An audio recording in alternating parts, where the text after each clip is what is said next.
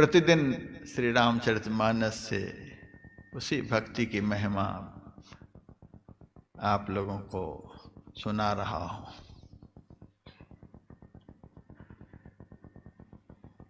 बढ़िया से इस विषय को सुनिएगा। भक्ति भक्ति तो वर्षों से हो ही रही है, लेकिन बढ़िया से इस विषय को सुनिएगा। बहुत रहस्यात्मक विषय है। भगवान श्री राम ने कागभूषुंड जी से कहा, कागभूषुंडी मांग वर अति प्रसन्न मोहि जानी, अणिमा दिक सिद्धि अपरिधि मोक्ष सकल सुखानी। किस समय यह मांगने के लिए कहे? भगवान श्री राम का अयोध्या में प्राकट्य हुआ है।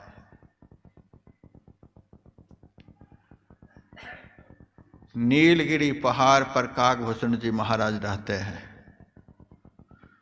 वहीं से जान गए कि भगवान का अवतार अयोध्या में हुआ है। कितना ज्ञान था कागभूषुंड जी में, वहीं से जान गए। कहाँ नीलगिरी पहाड़ है, गिरी सुमेर उत्तर दिशि दूरी, नील शैल एक सुंदर भूरी। सुमेरु पर्वत से भी उत्तर दिशा में नीलगिरी पहाड़, वहां कागभूषुंड जी महाराज रहते हैं। वहीं से जान गए कि राम का अवतार हुआ है अयोध्या में। और भगवान राम उनके इष्ट देव थे। भगवान राम की लीला देखने के लिए नीलगिरी पहाड़ पर से कागभूषुंड जी महाराज अयोध्या आए।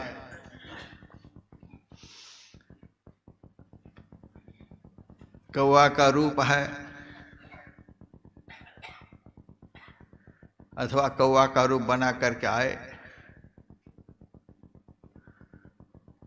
परमात्म ज्ञान से हीन जीव को ही कौवा कहते हैं। अज्ञान अंधकार से आवृत जीव को ही कौवा कहते हैं। काग का रूप बनाकर कागभूषुंड जी महाराज अयोध्या आए। राजा दशरथ के आंगन में उतरे।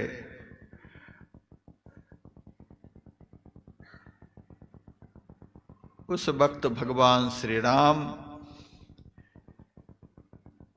आंगन में बाल लीला कर रहे थे।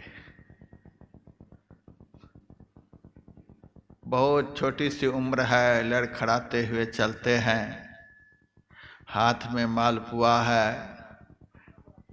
एक बार अपना खाते हैं और एक बार कागभूषुंड जी की तरफ भी फेंक देते हैं। कागभूषुंड जी महाराज भी खाते हैं।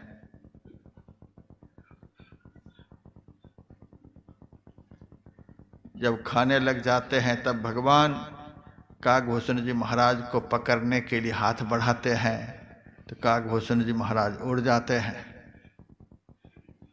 उड़ने पर भगवान रोने लगते हैं। जब भगवान रोने लगते हैं तब नीचे उतर आते तो मालपुआ भगवान दिखलाते हैं। खाने के लिए सामने आते तो पकड़ने के लिए हाथ बढ़ाते तो भगवान के सामने से उड़ जाते। यही लीला चल रही है आंगन में। इस लीला को देखते देखते कागभूषुंड जी के मन में हुआ, इतनी दूर से हम चलकर आए कि भगवान का अवतार हो गया है अयोध्या में। भगवान का तो एक भी लक्षण इनमें दिखलाई नहीं दे रहा है। जो भगवान एक कौवा को नहीं पकड़ सके, वो भगवान हमारे जीवन में यदि काल आएंगे, मौत आएगी, तो उसे कैसे पकड़ेंगे? ये कौवा को जो नहीं पकड़ सकते हैं, इतनी भी ताकत जिनमें नहीं, वो भगवान कैसे? फिर भगवान तो आनंद की मूर्ति है, उनमें तो कभी दुख प्रवेश कर ही नहीं सकता। ये रोते भी हैं। रोते हुए मैं देख रहा हूं। भगवान अनंत हैं, अखंड हैं, अचल हैं, अविचल हैं, और इनको चलते फिरते हुए भी मैं देखता हूं। भगवान को अपार बताया गया है, असीम बताया गया है। यहां तो मैं देख रहा हूं ये भगवान तो 1.5 फुट के हैं। छोटा सा शरीर भगवान का। भगवान का तो लक्षण इनमें कुछ नजर ही नहीं आ रहा है। देखिए भगवान कैसे भक्त की परीक्षा लेते हैं। निर्गुण रूप सुलभ अति सगुण जान नहीं कोय, सुगम अगम नाना चर सुनि मुनि मन भ्रम होय। भगवान जब सगुण साकार रूप धारण कर लेते हैं तो बड़े बड़े महापुरुषों की भी बुद्धि भ्रमित हो जाती है। मनुष्य बनते हैं तो ऐसा मनुष्य बनते हैं कि लोगों को पता नहीं चलता है ये भगवान है। ऐसा ही खेल भगवान ने किया और काकभूषण जी महाराज भ्रमित हो गए। इनमें तो भगवान का कोई लक्षण नहीं। हम तो बुरे फंस गए। हम तो इतनी दूर से चल कर आए थे कि भगवान का दर्शन करेंगे, लीला देखेंगे। ये तो रो रहे हैं, इनकी देह की लंबाई चौड़ाई भी दिख रही है और ये मुझे भी नहीं पकड़ पाते हैं, ये इधर से उधर जाते भी हैं। ये तो विचलित स्वयं है, ये अचल तो है नहीं। भगवान का एक भी लक्षण नहीं।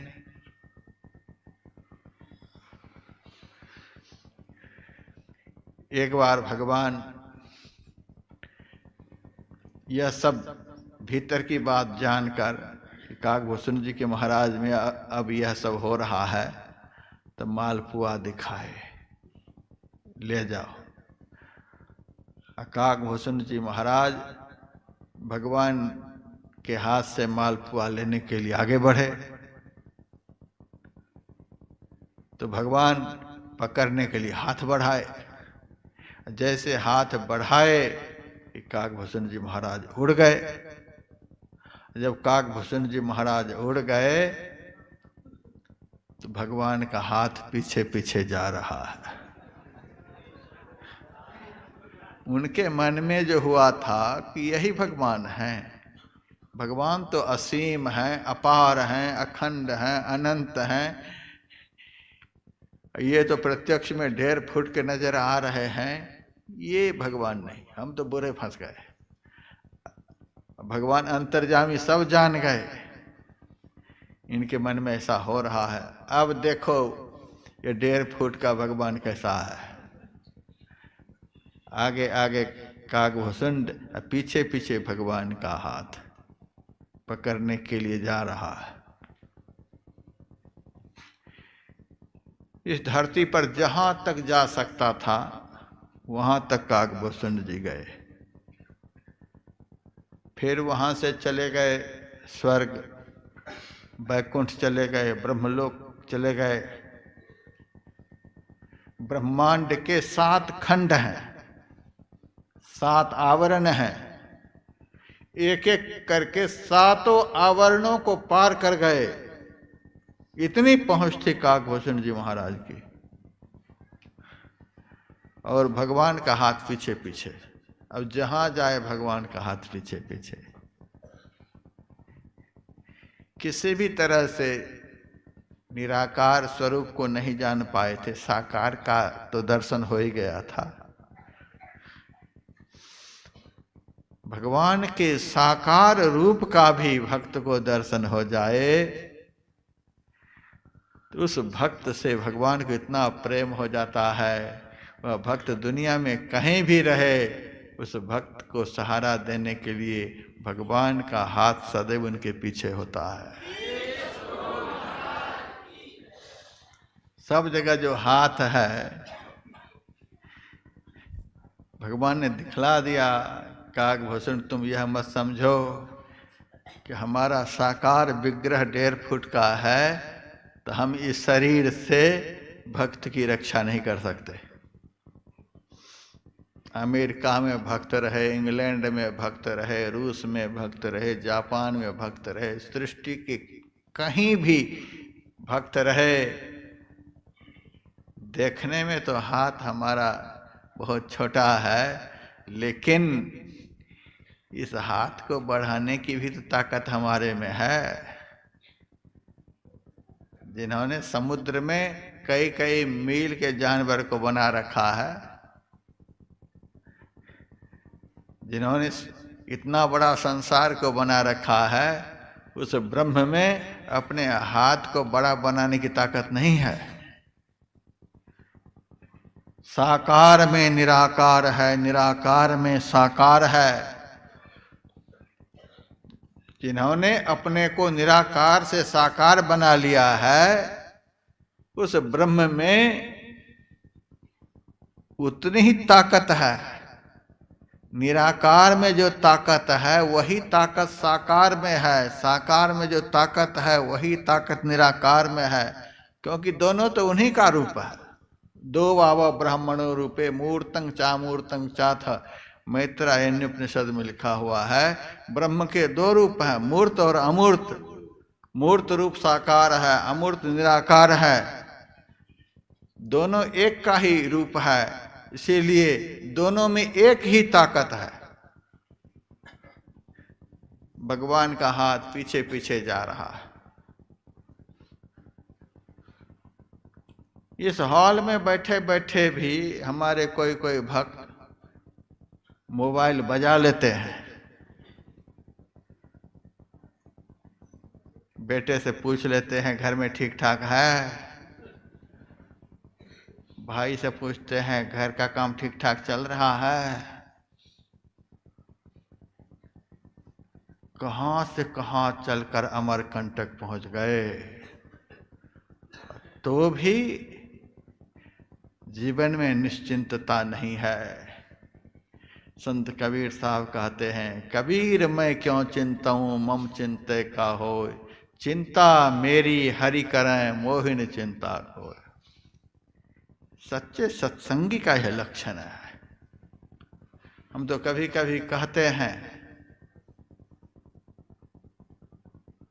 वह सत्संगी 3 नंबर का है जो अकेले बैठकर सत्संग करता है। वह सत्संगी 2 नंबर का है जो अपने बेटे के साथ बैठ करके सत्संग करता है। और वह सत्संगी 1 नंबर का है जो पोता को भी साथ में लेकर सत्संग करता है। पूरा परिवार के साथ यही है, ठाठ ठठ सत्संग करे। यहां आकर के घर का हाल समाचार पूछते रहते हैं, रोज फोन कर रहे हैं। इसीलिए आप लोगों के लिए हम अलग से व्यवस्था करेंगे, मोबाइल पहले ही सीज करेंगे। ये बहुत बड़ा आफत है साधक के लिए, निश्चिंत होने नहीं देता है। उपनिषद ग्रंथ कहता है, निश्चिंतो योग उच्यते, निश्चिंत होने पर ही योग हो सकता है। मन में चिंता रखकर योग नहीं हो सकता। औरंगजेब का भाई था दारा सिको, शास्त्रीय ज्ञान उनको बहुत था, अरबी फारसी का तो ज्ञान था ही। उन्होंने एक उपनिषद लिखा, उस उपनिषद का नाम था इल्लो उपनिषद। उसमें अरबी, फारसी, उर्दू, संस्कृत सब मिला जुला है। मैंने एक बार देखा उसको। आप लोगों के लिए बहुत कुछ देखना पड़ता है। उसमें लिखा हुआ था, हेच फिकर मत कर्तव्यम, कर्तव्यम जिक्रे खुदा, खुदा ताला प्रसादेना सर्व कार्यम फतेह भवेत। ऐ संसार के लोगों, फिकर मत कर्तव्यम, चिंता मत करो। यदि चिंता ही करते हो तो कर्तव्यम जिक्रे खुदा, खुदा का चिंतन करो, खुदा की याद करो, संसार का चिंतन नहीं करो। संसार के चिंतन करने से चिंता उत्पन्न होती है और परमात्मा का चिंतन करने से चिंता खत्म हो जाती है। कर्तव्यम जिक्रे खुदा। और परमात्मा का चिंतन करोगे तो क्या होगा? खुदा ताला प्रसादेना, परमात्मा की कृपा से सर्व कार्यम फतेह भवेद, तुम्हारे सब काम पूरे हो जाएंगे। जिस परमात्मा में सारी सृष्टि को चलाने की ताकत है, चला ही रहे हैं, उस परमात्मा की भक्ति करने के लिए सब लोग यहां आए हुए हैं।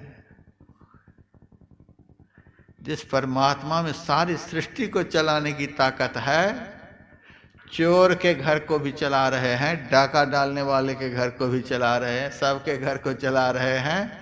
वो अमरकंटक में आए हुए अपने भक्त के फैक्ट्री को नहीं चला पाएंगे, वे यहां आए हुए भक्तों के घर परिवार को नहीं चला पाएंगे। इतना भरोसा नहीं है तो यहां आना व्यर्थ है। बिल्कुल मोबाइल को बंद रखो। कम से कम 50,000 लोग हमसे दीक्षित होंगे और 1 लाख से ऊपर सब्सक्राइबर हैं। इतने लोग मेरे से जुड़े हुए हैं, लाखों लोग जुड़े हुए हैं, देश विदेश के लोग जुड़े हुए हैं। लोग मेरे से कहते हैं महाराज आप विदेश नहीं गए, विदेश के लोग यहीं हैं तो हम काहे के लिए विदेश जाएंगे? विदेश तो यहीं आ रहे हैं, जिनके पास विदेश के लोग नहीं आते हैं उनको जाना पड़ता है विदेश। यहाँ तो सब आते हैं। और हम कह भी देते हैं, लोग बहुत चौड़े होकर के चलते हैं, हम विदेश जाते हैं, विदेश जाते हैं। मेरे से भी लोग कहते हैं आप विदेश नहीं गए, हम काहे के लिए विदेश जाएंगे? सब झूठ बोलते हैं। जो कहते हैं हम विदेश जाते हैं, विदेश जाते हैं, वो सब झूठ बोल रहे हैं। हम तो कहते हैं हम तो विदेश में ही हैं। जितने लोग यहाँ बैठे हैं सब विदेश में ही हैं। कबीर साहब की वाणी में विदेशी कर ले आपने बेरा, हम लोग विदेशी हैं। अभी वहीं रहो।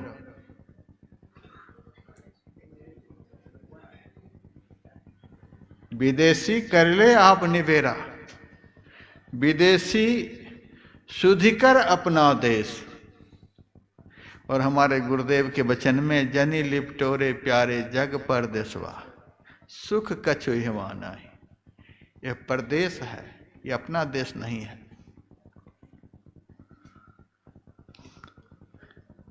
अपना देश यही है जहां अभी हम हैं। हम लोग तो गुलाम बन करके यहाँ रह रहे हैं, इंद्रियों के गुलाम, विकारों के गुलाम, तीनों गुणों के गुलाम, माया के गुलाम, शरीर के गुलाम, स्त्री के गुलाम, पुरुष के गुलाम, भाई के गुलाम, राजा के गुलाम, प्रजा के गुलाम। इतनी गुलामी अपने देश में होती है। सुधी करो प्यारे हो आपन देश के, जहवा कलेश कछु नाही। अपना देश में कोई क्लेश नहीं है। हमारे गुरुदेव कहते छूटे दुख को देश, गुरु गम पाए कहे। हमारा देश तो वह है जहां कोई दुख नहीं, कोई क्लेश नहीं, कोई विपत्ति नहीं, कोई संकट नहीं। छूटे दुख को देश, वह हमारा देश है। सब लोग विदेश में। हम कैसे अंतर्राष्ट्रीय प्रवक्ता लिख दें? हम तो विदेश में ही हैं। अपने राज्य से बहुत दूर निकल गए हैं, अपने देश से बहुत दूर निकल गए हैं। जिनको इतना अध्यात्म का बोध नहीं, वही सब यह सब करते हैं। हम इस देश में जाते हैं, उस देश में जाते हैं। हम तो विदेश में ही हैं, परदेश में ही हैं। पता नहीं कब तक अपना देश में जाएंगे।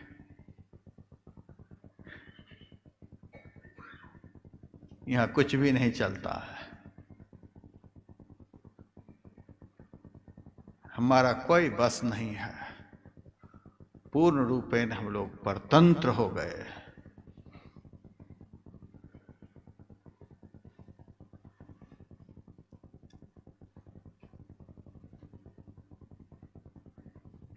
भक्ति स्वतंत्र सकल सुख खानी।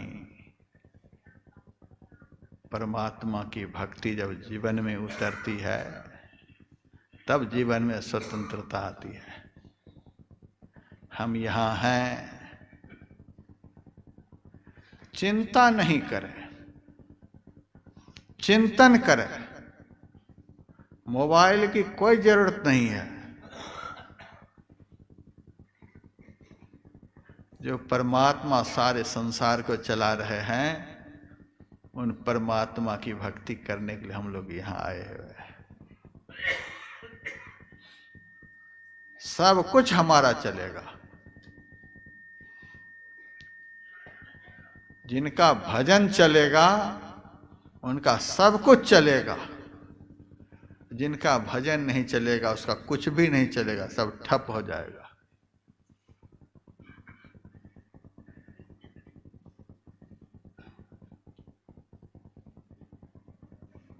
हम 6 महीने से अधिक रहते हैं गंगोत्री के पास। कितना बड़ा निर्माण का कार्य हरिद्वार में चल रहा है। देखने के लिए नहीं आए, यहाँ जब आए देखते हैं चारों मंजिल बन करके तैयार है, 6 महीने के अंदर बनकर तैयार है। कोई टेंशन नहीं। काकभूषण जी महाराज के पीछे पीछे जो हाथ चल रहा है, इसके पीछे रहस्य है। जिस भक्त ने भगवान का दर्शन कर लिया, उस भक्त के पीछे भगवान का वरद हस्त हो गया। वह कहीं भी रहे पाताल में चला जाएगा। ये अमरकंटक की बात करते हैं। वह पाताल में रहेगा तो भी उनको सुख मिलेगा। सृष्टि के कहीं भी किनारे में रहेगा तो भी उनको सुख मिलेगा। जिनके पीछे भगवान का हाथ है वह कभी दुखी नहीं हो सकता है। विश्वास जिनको नहीं है वही यहाँ दुखी है। सब जगह भगवान का हाथ। काकभूषण जी महाराज बड़े भयभीत हुए। अरे, हमने तो सोचा था कि भगवान 1.5 फुट के हैं, लेकिन उनका हाथ तो कहां से कहां है। अब क्या करें। काकभूषण जी महाराज वापस आए।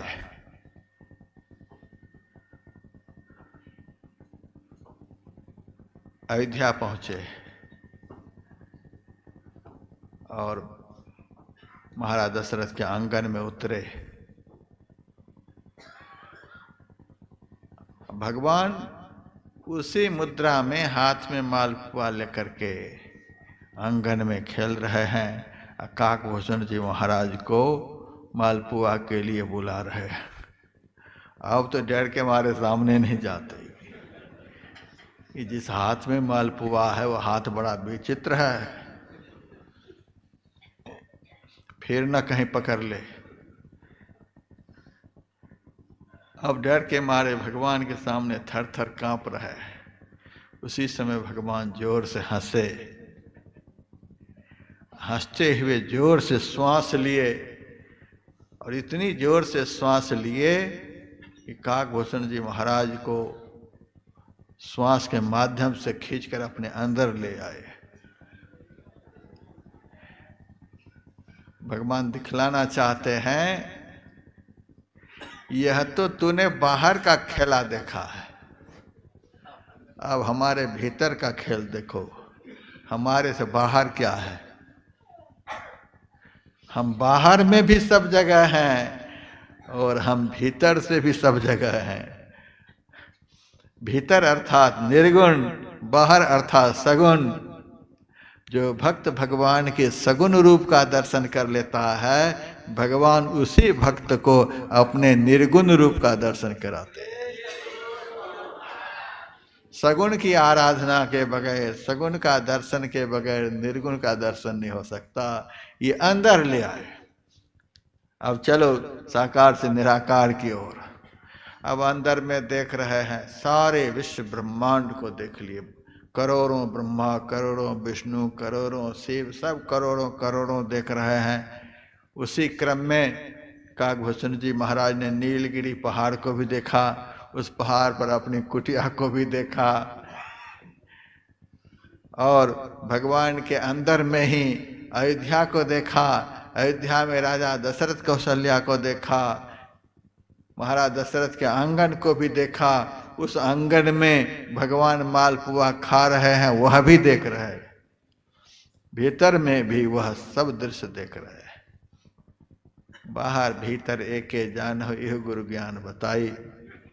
भीतर में सब कुछ देख रहे हैं। जब भीतर का सब कुछ देख लिए, तब भगवान ने सोचा अब तो इस भक्त को अंदर बाहर का ज्ञान हो ही गया है, अब ज्ञान में परिपूर्ण हो गया है। अब जोर से श्वास छोड़ते हैं तो श्वास के माध्यम से बाहर निकले। अब भ्रम दूर हो गया। भीतर का ज्ञान होने के बाद भ्रम दूर हो जाता है। अब भ्रम दूर हो गया। अब नहीं मन में है कि ये भगवान नहीं है, ये 1.5 फुट के हैं, देखने में कुछ है, करामात कुछ है। अब पक्का हो गया। इतना सब कुछ होने के बाद काकभूषण जी महाराज भगवान के सामने, और भगवान काकभूषण जी से उसी वक्त बोले हैं, काकभूषण जी मांगवर अति प्रसन्न मोहि जान, अणिमा दिक सिद्धि अपर रिद्धि मोक्ष सकल सुखान। हे काकभूषण, मेरे से वरदान मांगो, मैं तुम्हारे से बहुत प्रसन्न हूं। आप तीर्थ कर लेंगे तो भगवान जरूर खुश होंगे, दान करेंगे भगवान खुश होंगे, सत्कर्म कोई करते हैं तो भगवान खुश होते हैं। जो अंदर और बाहर दोनों तरह से भगवान को जान लेते हैं, उनके ऊपर भगवान अति प्रसन्न हो जाते हैं। खुश होना कुछ और बात है, प्रसन्न होना कुछ और बात है। प्रसन्नता के साथ अति विशेषण लगा हुआ है। जो भगवान को तत्वतः जान लेते हैं, भगवान उनसे अति प्रसन्न हो जाते हैं। अति प्रसन्न मोहि अणिमा दिक सिद्धि अपर रिद्धि मोक्ष सकल सुखानि। मैं अति प्रसन्न हूँ। अणिमा महिमा गरिमा लघिमा प्राप्ति पराकामी सिद्ध वसित, ये 8 सिद्धियां हैं। आज तुम्हारी इच्छा हो तो मेरे से हम मांग लो। मैं तो कहता हूँ, कहने के लिए तो 8 सिद्धि की चर्चा बड़ी होती है, लेकिन 8 सिद्धि कोई सामान्य चीज नहीं है। 8 सिद्धि में से एक भी सिद्धि अभी किसी को हो जाए तो सारे संसार को अपनी मुट्ठी में कर लेंगे। एक सिद्धि।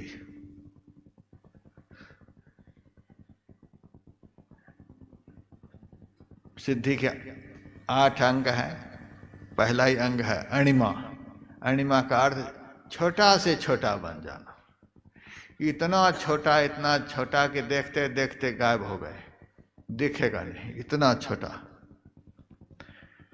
अभी मैं यहाँ मंच पर बैठा हुआ हूँ और आपके देखते देखते ही यदि मैं गायब हो जाऊं, इतना छोटा हो जाऊं कि आप देख भी नहीं सकें, तो पूरा मीडिया वाले यहाँ पहुँचेंगे कि नहीं पहुँचेंगे?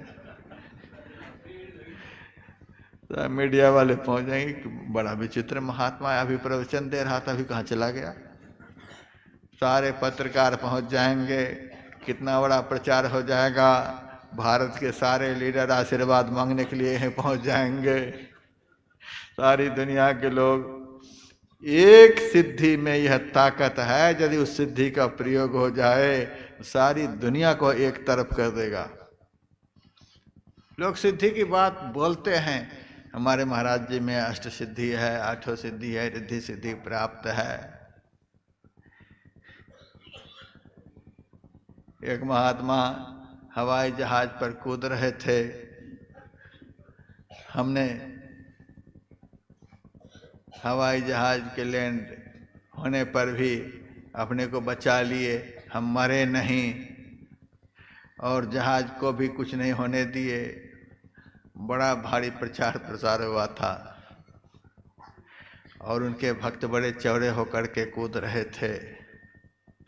आज वो महाराज जी भीतर में हैं तो उनके भगत लोग जंतर मंतर पर उनको बाहर निकालने के लिए धरना प्रदर्शन करते हैं। ये बड़ी रिद्धि सिद्धि थी तो जेल से बाहर क्यों नहीं निकल पाते, क्यों नहीं निकलते हैं? ये भगत लोग धरना प्रदर्शन कर रहे हैं, महाराज को बाहर निकालो, बाहर निकालो। ये भक्त महाराज को बाहर निकालने के लिए भगवान से प्रार्थना कर रहा है, बड़े बड़े लीडरों से प्रार्थना कर रहे हैं। हमारे बिहार प्रांत में ही एक बहुत बड़े संत हुए, गोस्वामी लक्ष्मीनाथ परमहंस जी महाराज, नेपाल के राजा ने उनको कारागार में बंद कर दिए थे। उनसे पूछा गया था क्या आपका नाम है? तो मेरा नाम हाथीराम है। क्या खाते हैं? जो हाथी खाता है वही खाते हैं। अरे बंद करो कारागार में इनको, और जो हाथी खाता है वही सब भर दो। बरगद की डार, पीपल की डार, सब केले के थंब भर दिए कारागार में और लक्ष्मीनाथ परमहंस को भीतर घुसा दिए। जब भीतर घुसा रहे थे साथ के सेवकगण रोने लगे, बाबा आपके बिना कैसे रहेंगे, बाबा आपके बिना कैसे रहेंगे। उन्होंने कहा था, अरे सरबा, ये मूर्ख राजा हवा को कैद करना चाहता है। जाओ, जिस रास्ते से हम आए हैं उसी रास्ते से जाओ, हम आगे मिल जाएंगे। तुम जाओ आराम से, कीर्तन भजन करते हुए जाओ। सब कीर्तन भजन करते हुए चले जा रहे हैं और लक्ष्मीनाथ परमहंस जी महाराज सारी डार को, सारे थंब को लीद बना दिए और आकाश मार्ग से जेल से बाहर निकल गए। उसी रास्ते में कुछ दूरी पर एक पेड़ के नीचे आंख बंद करके बैठे हुए हैं, कीर्तन करते हुए सेवकगण जो जा रहे थे, देखते हैं सामने बाबा जी बैठे हुए। अरे बाबा वहां बैठे हैं, बाबा बैठे हैं, दौड़ पर दर्शन के लिए। ये है सिद्ध संत, सिद्ध संत का यह लक्षण है। निकल गए।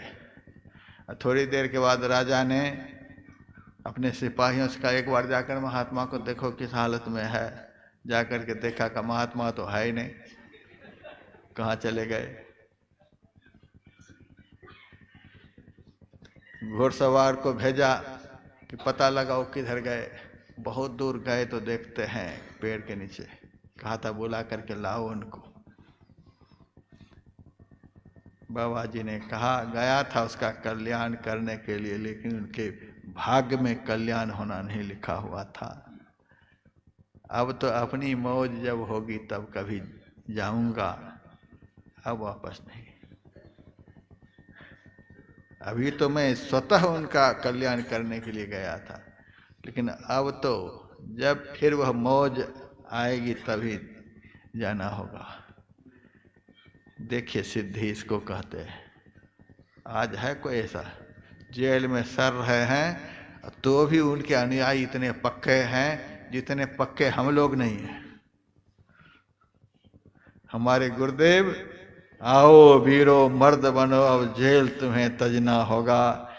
स्वयं जेल से छूटे हुए हैं, सारे संसार को जेल से छुड़ाने की ताकत रखते हैं। हमारे अंदर भी उतनी श्रद्धा नहीं जितनी श्रद्धा की उन जेल वाले गुरु के चेलों में है। उस रास्ते से गुजरते हैं तो गाड़ी खड़ी करके जेल की दीवार में माथा 4-5 बार मारते हैं, तब आगे बढ़ते हैं। इतनी श्रद्धा आज भी है। कुंभ के मेले में करोड़ों पत्रिका बांट रहे हैं, क्या क्या बांट रहे हैं, अभी भी इतनी श्रद्धा है, इतनी श्रद्धा है उन लोगों के अंदर में। तो सिद्ध संत ऐसे होते हैं, हवा में एक सिद्धि का प्रयोग, अणिमा सिद्धि। एक बार जहाँ वे रहते थे, जिस गांव में, उस गांव में बहुत बड़े बड़े पहलवान थे। उन पहलवानों में बड़ा अभिमान था, हम इतने बड़े पहलवान, इतने बड़े पहलवान। रास्ते में बाबा जी बैठे हुए हैं, उन अहंकारी पहलवानों को देखा। बाबा जी ने कहा, अरे बैठे बैठे मेरा पैर अकड़ गया, थोड़ा सा उठा दो, हमें खड़ा कर दो उठा करके। तो सबसे बड़ा पहलवान ने छोटे से कहा, अरे बाबा जी को उठा दो, हाथ पकड़ के उठा दो।